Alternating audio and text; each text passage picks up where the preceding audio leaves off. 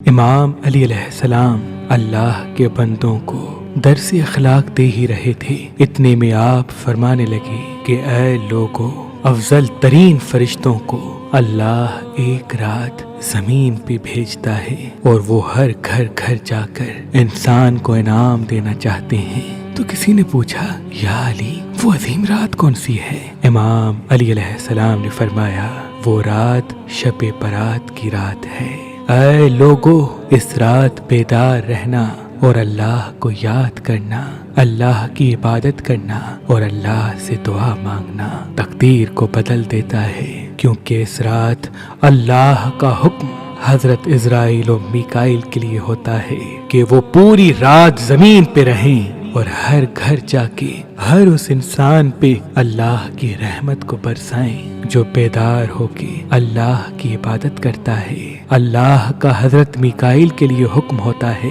کہ اے میکائیل، آج کی رات جو انسان رزق، برکت، دولت مانگے اسے میرے غیب کے خزانے سے وہ عطا کر دینا۔ اور حضرت عزرائیل کے لیے اللہ کا حکم ہوتا ہے کہ اے عزرائیل، آج کی رات جو انسان صحت، پریشانیوں سے نجات اور گناہوں کی معافی مانگے، یہ تمام چیزیں اس کی تقدیر سے مٹا دینا۔ تو کسی نے پوچھا، یا علی، اس رات کا سب سے افضل عمل کون سا ہے جس کو کرنے کے بعد انسان اللہ کے قریب ہو جائے، تقدیر اس کی غلام ہو جائے، دعا کی قبولیت کی ضمانت مل جائے؟ امام علی علیہ السلام نے فرمایا، جو انسان شب برات کی رات 1 مرتبہ سورہ رحمان اور 70 مرتبہ سورہ نصر پڑھے اور پھر ہم محمد و آل محمد پہ درود بھیجے اور اپنی دعا مانگے، اے شخص، ایسا ہو ہی نہیں سکتا کہ کوئی انسان شب برات کی رات بیدار ہو کر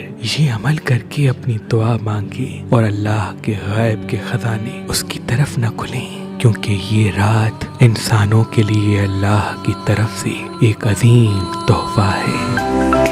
To watch more videos, please subscribe to our YouTube channel and click the bell icon.